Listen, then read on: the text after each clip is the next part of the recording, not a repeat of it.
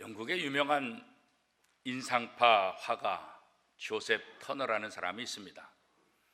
이 터너가 폭풍이 몰아치는 바다의 그림을 그리고 싶었어요.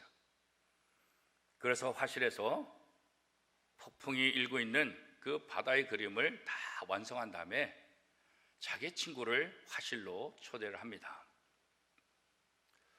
이 화가의 초대를 받은 친구가 화실에 있는 그 그림을 가만히 바라보다가 감동한 거예요. 그래서 화가인 친구에게 말합니다. 와, 정말 대단하다. 완벽해. 아니, 어떻게 이렇게 폭풍이 일고 있는 이 바다를 이렇게 실감나게 그릴 수가 있지? 그 비결이 도대체 뭐야? 그때 터너가 친구에게 말합니다. 사실 나는 이 그림을 그리고 싶었다. 그냥 멀리서 보는 폭풍이 있는 그런 바다가 아니라 정말 생동감 있고, 정말 이 그림을 보는 사람마다 지금 폭풍 속에 들어가 있고 폭풍이 일어나는 그런 멋진 그림을 그리고 싶어서 바닷가를 찾아갔다는 거예요. 특별히 폭풍이 자주 일어나는 그 네덜란드의 한 바닷가에 찾아가서 거기에서 배를 가지고 있는 그 선주를 찾아가서 부탁을 했다는 거예요. 폭풍이 일게 된다는 일기예보를 접하면은 나를 데리고 바닷속으로 나를 좀 데리고 가십시오. 내가 돈은 얼마든지 줄 수 있습니다. 그래서 폭풍 예고가 떴을 때 배를 타고 바다를 항해하기 시작한 거. 그리고 폭풍이 일어나고, 그런데 이 터너가 그 배 주인한테 뭐라 그러냐면 나를 당신의 배 돛대에 거꾸로 이렇게 좀 묶어달라고. 거꾸로 묶어달라고. 배 주인이 이상하잖아요. 아니, 남들은 폭풍이 일으면 막 무서워서 벌벌 떨고 그러는데 어떻게 돛대에다가 자기를 거꾸로 묶어달라고 이렇게 얘기하는가? 그 이유는 다른 거 아니에요. 그 모진 바람이, 그 모진 물보라가 그 치는 것을 자기의 온몸으로 경험하고 싶다는 거예요. 돛대에 묶여 있으면서 그 돛대에 지나가는 그 폭풍들, 돛대에 지나가는 그 물들, 온몸으로 그것을 경험하는 거예요. 나는 그저 멀리서 바라보는 그런 폭풍을 이는 그런 그림이 아니라 내가 체험하고 내가 생생하게 경험한 그 폭풍을 경험한 다음에 그는 이렇게 실감나는 폭풍의 그림을 그릴 수 있었노라, 이렇게 대답하는 거예요. 오늘 우리가 재밌는 영화를 본 다음에 그 영화를 친구들한테 소개할 때 어때요? 신나잖아요. 왜요? 내가 봤으니까. 그런데 내가 보지 않고 인터넷 뉴스라든가 그 책이라든가 다른 사람을 통해서 얻은 지식을 가지고 그 영화를 다른 사람에게 설명한다고 한다면 어떨까요? 생동감이 있을까요? 아마 생동감이 굉장히 적을 거예요.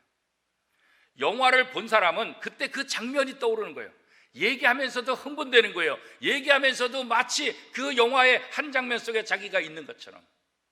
그러나 인터넷을 통해서, 책을 통해서 정보를 가지고 그 영화에 대해서 이야기하는 사람은 그냥 팩트만 얘기하는 거예요. 그냥 사실적인 이야기들 그렇게 얘기하는 거죠. 오늘 우리가 예수 믿는다고 할 때, 하나님을 믿는다고 할 때, 우리가 믿는 하나님에 대해서 우리는 무엇을 경험했는가? 그저 남들이 알려주는, 그저 설교 시간에 목사님이 전해주는 그 하나님, 그 예수 그리스도, 그런 지식을 갖고 내가 지금 신앙생활하고 있는 건 아닌가? 정말 내가 만난 예수 그리스도, 내가 만난 하나님, 내 삶을 통해서 경험된 하나님을 나는 믿고 있는가? 오늘 본문 말씀에 보면 사도 요한은 자신이 만난 예수 그리스도를 소개하고 있어요. 어떻게 소개하고 있습니까? 요한일서 1장 1절 말씀, 우리 한 목소리로 같이 한번 읽겠습니다. 태초부터 있는 생명의 말씀에 관하여는 우리가 들은 바요, 눈으로 본 바요, 자세히 보고 우리의 손으로 만진 바라. 자, 예수 그리스도를 소개하고 있는데 이 예수 그리스도 어떤 분이냐? 내가 들은 바요, 내 눈으로 보고 내 손으로 만진 바된 예수 그리스도. 누구에서 들은 예수 그리스도가 아니라 내가 그와 함께 동거하며 그와 함께 삶을 살면서 그를 보고 그를 듣고 그에게 듣고 그를 만지면서 확인한 예수 그리스도. 나는 이 예수 그리스도를 너희들에게 소개한다. 지금 그런 거죠. 우리가 경험하지 않은 예수 그리스도, 그저 지식적으로 아는 예수 그리스도, 그분은 우리에게 능력을 가져다 줄 수 없을 거예요.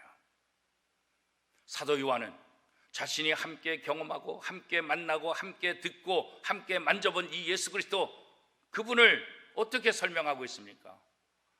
자신의 경험을 통해서 예수 그리스도가 누군지를 분명하게 고백하고 있는 것 아니겠습니까?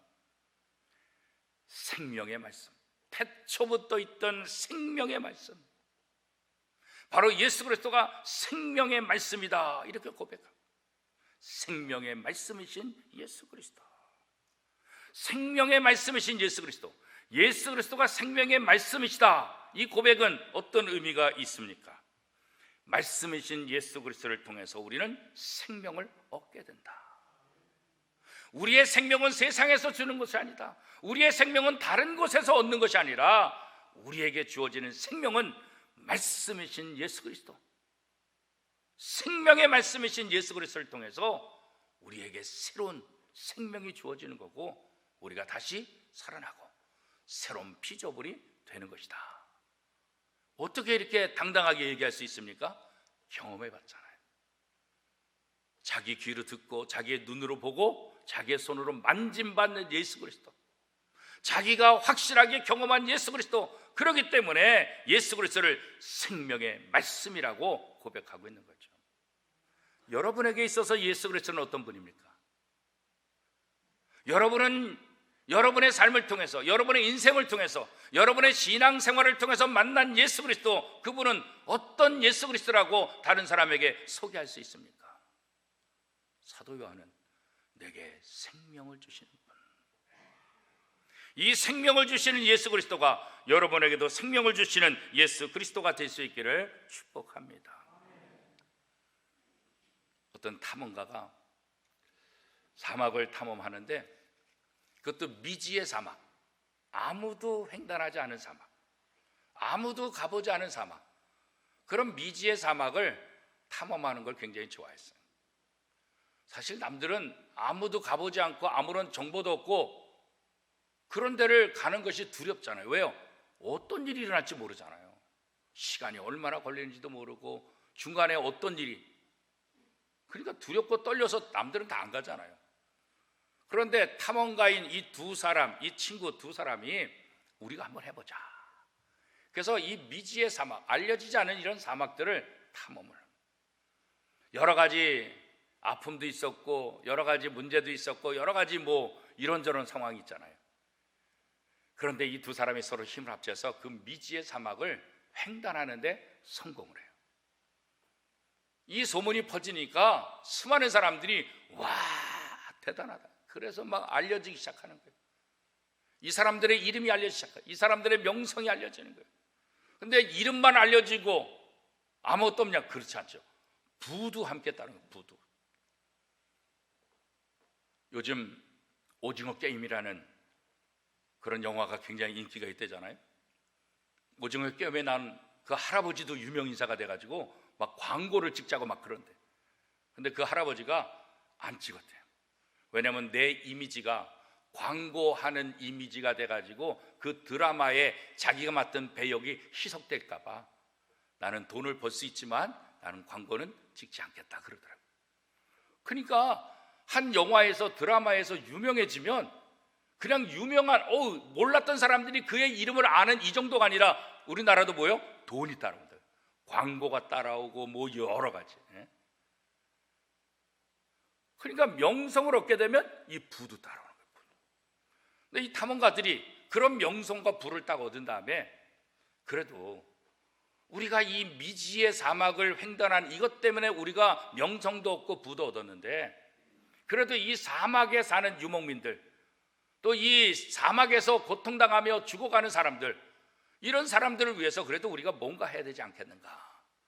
그래서 한 탐험가는 기념비를 썼어요. 기념비를. 수많은 사람들이 죽어가고 수많은 사람들이 아파하고 유목민들의 그 노고를 기리기 위해서 기념비를 다 세워줬어요. 또 한 탐험가는 자기가 받은 그 부의 절반을 가지고 이 사막에 우물을 파줬어요. 사막에 제일 중요한 게 우물이잖아요. 이 사막을 통해서 내가 명성을 얻었고 이 사막을 통해서 부를 얻었으니까 내가 받은 부를 이들에게 돌려주는 것이 좋겠다 해서 이런 일을 했죠. 시간이 오래 지났어요. 시간이 한참 지난 다음에 이 두 탐험가가 다시 그 미지의 사막을 다시 방문했어요. 첫 번째 사람은 자기가 세운 이 기념비가 어디 있는가 찾지 않겠어요? 기념비를 찾기 위해서 여기저기 다니는데 없는 거예요. 어디 파묻혔는지 모르는 거예요. 알 수가 없는 거예요. 그런데 두 번째 사람이 파진 그 우물들은 여전히 우물이 있는 거예요. 사람들이 그 우물을 파고 그 우물에서 물을 얻으며 그 우물을 통해서 생명을 공급받게 되는 거죠. 그래요. 오늘 예수 그리스도는 오늘 우리에게 생명을 주시는 분이에요. 영원한 생명을 주십니다. 가라지 않은, 다시 마르지 않은, 다시 목마르지 않는 그러는 영원한 생수가 되어주겠다 예수님께서 말씀하셨잖아요. 오늘 예수 그리스도는 우리에게 그런 존재예요. 사도 요한이 귀로 듣고 눈으로 보고 손으로 만진 그 예수 그리스도, 그분이 생명의 말씀이라고 고백한 것처럼 우리에게 영원한 생명을 가져다 주시는 분, 그분이 바로 우리가 믿는 예수 그리스도 그분이시라고요. 이것을 자신의 경험을 통해서 확인했다고, 알게 됐다고. 그래서 오늘 자신의 독자들에게 예수 그리스도는 생명의 말씀이시다 이렇게 소개를 하고 있는 것 아니겠어요? 예수 그리스도는 우리에게 영원한 생명을 약속했다고. 잠깐의 삶이 아니라 기껏해야 100년 사는 이 인생이 아니라 영원한 생명. 예수 그리스도를 믿을 때 우리에게 영생이 약속됐다. 이 영생의 삶을 살 수 있게 되었다고 우리에게 약속하고 있는 것 아니겠어요? 이것이 이 땅에서 좀 힘들고 어렵다 할지라도 이 영생에 대한 소망이 우리에게 있기 때문에 이 땅에서의 삶을 견딜 수 있고 참을 수 있고 이겨나갈 수 있게 되는 거죠. 예수님은 이 땅의 수많은 사람들에게 생명을 주시는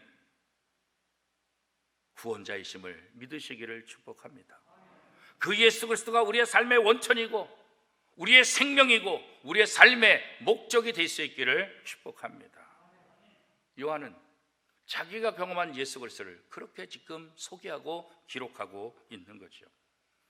요한일서 1장 2절 3절 말씀 우리 한 목소리로 같이 한번 읽겠습니다. 이 생명이 나타내신 바 된지라 이 영원한 생명을 우리가 보았고 증언하여 너희에게 전하노니 이는 아버지와 함께 계시다가 우리에게 나타나신 바 된 이시니라. 우리가 보고 들은 바를 너희에게도 전함은 너희로 우리와 사귐이 있게 하려 함이니 우리의 사귐은 아버지와 그의 아들 예수 그리스도와 더불어 누립니다. 사도 요한이 하나님과 예수님과 사귐, 그 기쁨, 이것을 증거함을 통해서 이 사도 요한의 편지를 읽는 사람마다 또 2000년이 지난 지금 오늘 우리에게도 하나님과의 사귐을 이루고 하나님의 은혜를 경험하기를 원한다 이렇게 권면하고 있는 거죠. 요한이 경험한 생명의 근원이신 또 말씀이신 이 예수 그리스도, 이 예수 그리스도가 누군지 오늘 우리도 분명히 알아야 하는 거예요.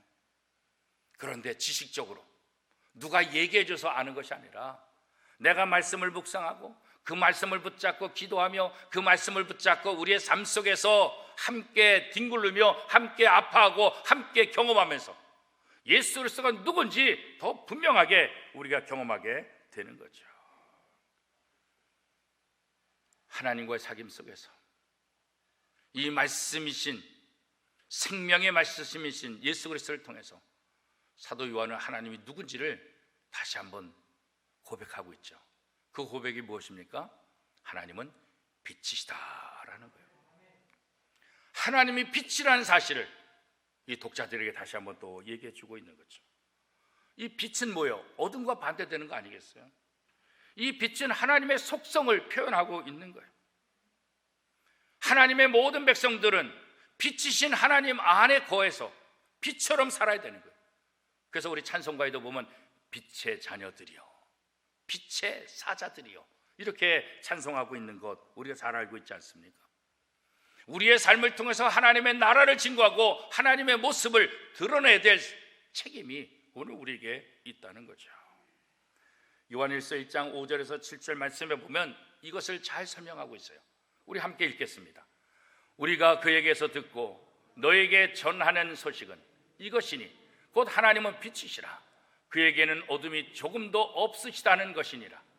만일 우리가 하나님과 사귐이 있다 하고 어둠에 행하면 거짓말을 하고 진리를 행하지 아니함이거니와 그가 빛 가운데 계신 것 같이 우리도 빛 가운데 행하면 우리가 서로 사귐 있고 그 아들 예수의 피가 우리를 모든 죄에서 깨끗하게 하실 것이요.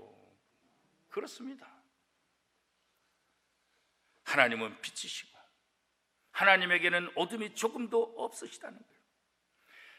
그러므로 만약 자기 자신을 하나님의 자녀라고 시인하는 사람들이 있다고 한다면 어둠 속에 거하면 안 된다는 거예요. 어둠의 일을 행하면 안 된다는 거예요. 하나님이 빛이신 것처럼 하나님과 똑같이 빛의 역할을 우리의 삶 속에서 행해야 한다는 거예요. 하나님의 자녀들이 명심할 부분이 있는데 그것은 뭡니까? 하나님의 자녀라고 자부심을 갖는다고 한다면 우리의 삶 속에서 하나님의 자녀답게 살아야 된다는 거예요. 진리를 행하라는 거예요. 어둠에 거하지 말고, 빛이 어둠 속에 거할 수 없잖아요. 어둠에 거하지 말고 빛의 역할을 감당하라는 거예요. 자신의 정체성을 깨닫고 내가 빛의 사자라, 내가 하나님의 자녀라, 내가 하나님의 백성이다, 이 사실을 깨닫고 어두운 길에 서지 말고 어두운 일을 행하지 말고 우리의 말과 우리의 행동과 우리의 삶이 빛 가운데 거하는 삶을 살아야 된다, 이렇게 말씀하고 있는 거죠. 우리는 하나님의 백성입니다. 하나님의 백성은 하나님의 백성답게 살아야 될 책임이 있는 거예요. 자, 그러면 우리가 어떻게 하나님의 백성으로 살 수 있을까요? 우리가 어떻게 하나님의 백성답게 살 수 있을까요? 그 비결은 뭘까요? 사도 요한은 아주 간단하게 말씀하고 있습니다. 그것은 무엇입니까? 생명의 말씀이신 예수 그리스도 안에 거하는 것, 그것이 하나님의 자녀답게 사는 비결이다라고 말씀하고 있는 거예요. 생명의 말씀, 이 예수 그리스도, 우리가 예수 그리스도 안에 있지 않으면 우리는 예수 그리스도의 지배를 받을 수 없어요. 예수 그리스도의 인도를 받을 수 없다고요. 우리가 우리의 마음의 문을 열고 예수를 영접해서 우리 안에 예수 그리스도가 있다고 한다면 우리는 그 예수 그리스도의 인도함을 받아야 되는 거예요. 하나님의 백성이라고 말하면서 실제 행동은 어둠처럼 행동한다고 한다면 그건 하나님을 거짓말쟁이로 만드는 거죠. 우리 안에 진실이 없다, 그렇게 말하고 있는 것 아니겠어요? 우리 속에 생명의 말씀이신 예수 그리스도가 있다는 것은 우리의 생명의 원천이 어디에 있는지를 우리가 다시 한번 알게 되는 거예요. 우리 속에 계신 예수 그리스도가 우리의 생명의 원천이며 우리의 출발이며 우리의 근본이며 우리의 모든 것, 우리의 인도자가 되신다는 사실을 우리가 믿어야 한다는 거예요. 예수 그리스도를, 생명의 말씀이신 예수 그리스도를 우리 마음속에 모시고 사는 사람들은 이 땅에서 누구보다도 가장 행복한 사람이고 어둠 속에 거하지 않고 그 예수 그리스도를 통해서 내 삶의 의미와 목표를 찾을 수 있게 된다는 거예요.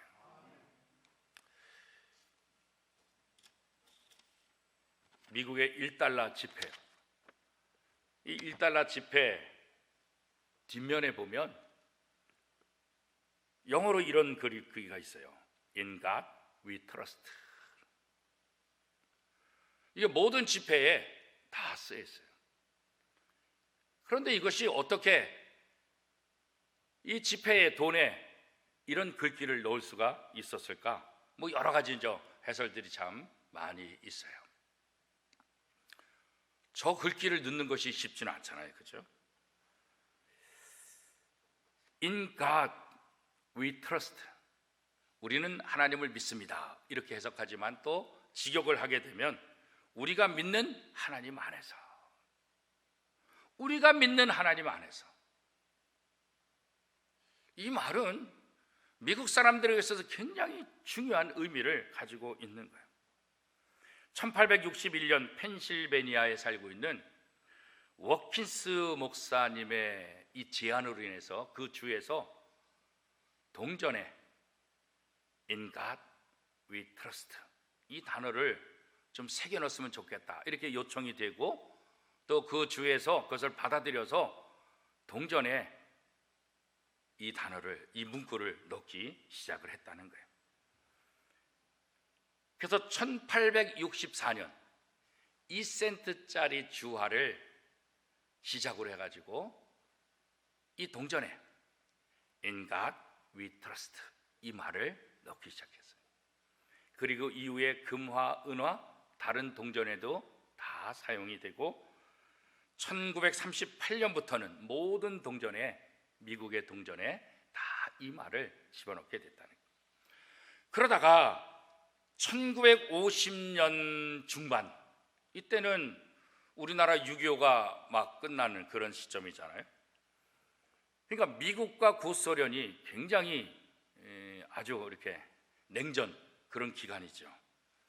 특별히 구소련의 이 핵 위협, 이것은 미국 사람들로 하여금 굉장히 불안에 떨게 하는 거죠. 이 소련이 언젠가 이 핵을 통해서 핵전쟁을 일으킬지 모른다는 그런 긴장감, 그런 불안감이 미국 사람들 속에 아주 팽배하게 되어 있는 거예요. 이때 어떻게 하면 이 미국 사람들을 안전하게 하고 어떻게 하면 저 소련을 이길 수 있을까? 뭐 여러 가지 이제 생각들을 하다가 바로 동전에 넣었던 우리가 믿는 하나님 안에서 In God we trust 이 문구를 이제는 동전이 아니라 지폐에다가 넣자, 지폐에다가. 그래서 1957년 10월 1일 발행한 1달러 지폐부터 이 지폐에도 In God we trust 이 단어를 넣기 시작했다. 우리의 불안한 이 마음을 어떻게 할까? 우리가 소련을 어떻게 이길 수 있을까? 다른 방법 없다. 우리가 믿는 하나님 안에서. 이 말은 미국의 청교도 정신을 상징하고 있는 거죠. 미국의 가장 기본적인 모토이기도 하는 거죠. 신대륙을 발견하면서 그 오지의 땅에서 삶을 살아가면서 무엇을 얻을 수 있겠어요? 어디서 답을 얻고 어디서 문제를 해결할 수 있겠습니까? 청교도들은 세상이 아니라, 다른 것이 아니라 우리가 믿는 하나님 안에서 문제를 해결하고, 우리가 믿는 하나님 안에서 답을 찾고, 우리가 믿는 하나님 안에서 무엇인가를 할 수 있다는 그 믿음 때문에, 그래서 미국인들은 이 지폐에 이 단어를 집어넣은 거예요. 이후에 타종교들과 무신론자들이 왜 지폐에다가 이런 글귀를 집어넣냐, 왜 하나님을 이렇게 쓰냐, 그래가지고 막 연방법원에 소송도 하고 그랬지만 다 기각됐어요. 그래서 아직도 지금도 지폐와 동전에는 In God we trust 이 문구가 지금도 사용되고 있어요. 우리가 믿는 하나님 안에서 오늘 우리는 이 땅에서 문제들을 어디서 해결하려고 합니까? 무엇을 의지하려고 하고 있습니까? 우리가 믿는 하나님 안에서, 우리가 믿는 하나님 안에서 세상을 바라봐야 되고, 우리가 믿는 하나님 안에서 답을 찾아야 되는 거예요.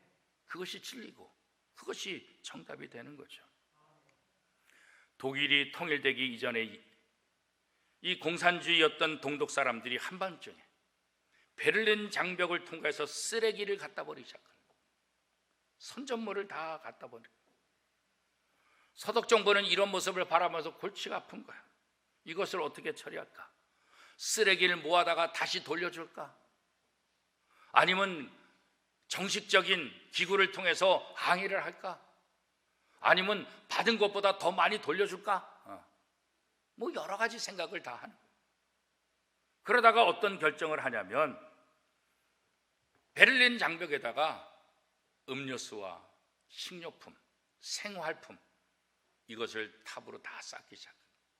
그리고 거기에다가 편말을 하나 크게 붙였어요.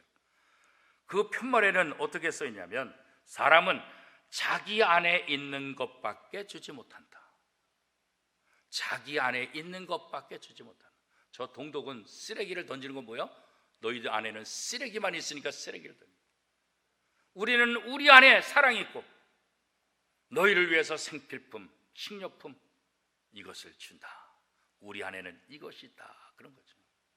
여러분 안에 무엇이 있습니까? 여러분 안에 무엇이 있기를 원합니까? 오늘 사도 요한은 우리 안에 생명의 말씀이신 예수 그리스도가 있다고 지금 고백하고 있는 것 아니겠어요? 여러분 안에도 생명의 말씀이신 예수 그리스도 그분이 여러분 안에 있습니까? 그분이 여러분 안에 주인으로 자리 잡고 있습니까? 그분 안에서 언제든지 생각하고 그분 안에서 답을 찾으려고 하고 그분 안에서 여러분의 삶의 목표를 찾고 있습니까? 그렇습니다. 그래야 합니다. 생명의 말씀이신 예수 그리스도 그분 안에서 우리의 삶은 온전해질 수 있는 것입니다. 사도 요한이 자신이 경험한 것을 통해서 생명의 말씀이신 예수 그리스도 그분과 사귐으로 그분과 함께함으로 자신의 삶이 너무나 행복하고 아름답다는 것을 지금 증거하고 있는 것 아니겠습니까? 우리가 예수를 믿는다는 것은 우리 안에 생명의 말씀이신 예수 그리스도를 담고 살아가는 거예요. 그렇다고 한다면 우리는 이 땅에서 우리의 언어, 우리의 눈빛, 우리의 표정, 우리의 모든 삶을 통해서 우리 안에 계신 예수 그리스도, 생명의 말씀이신 예수 그리스도의 모습이 우리를 통해서 세상에 증거되어야 될 줄로 믿습니다. 그것이 바로 신앙생활입니다. 그것이 하나님의 자녀들이 해야 될 가장 중요한 것입니다. 예수님의 말씀은 사람을 속이지 않았어요. 예수님의 말씀은 사람에게 상처를 주는 말이 아니었어요. 예수님이 하시는 말씀은 생명의 말씀이었어요. 치유의 말씀이었어요. 회복의 말씀이었어요. 기쁨의 말씀이었어요. 그 예수 그리스도가 우리 안에 있다고 한다면 우리의 언어를 통해서 세상을 살리고 생명을 살리는 그 일을 감당해야 되지 않겠습니까? 예수님이 이 땅에서 사람을 차별하지 않으셨어요. 조건도 붙이지 않으셨어요. 모두를 다 사랑하셨어요. 하다못해 자기를 십자가에 못 박는 그 죄인들조차도 사랑하셨다. 우리 안에 예수 그리스도가 계시다고 한다면 그 예수 그리스도 안에서 우리도 그분의 삶을 닮아가는 삶을 살아야 되지 않겠습니까? 우리는 어둠이 아니라 빛의 자녀입니다. 우리 안에 생명의 말씀이신 예수 그리스도가 계시지 않습니까? 내 안에 예수 그리스도가 계시다는 것을 다시 한번 확고히 고백하고 내 안에 계신 예수 그리스도의 그 정신이 우리의 삶을 통해서 우리 원미동교회를 통해서 저와 여러분의 삶을 통해서 온 세상에 드러날 수 있기를 축복합니다. 그렇게 함으로 하나님을 모르는 사람들이 생명의 말씀이신 예수 그리스도를 만나고 하나님과 예수 그리스도와 사귐을 통해서 그들의 생명이 구원받는 역사가 우리 교회를 통해서 저와 여러분을 통해서 날마다 일어나기를 축복합니다.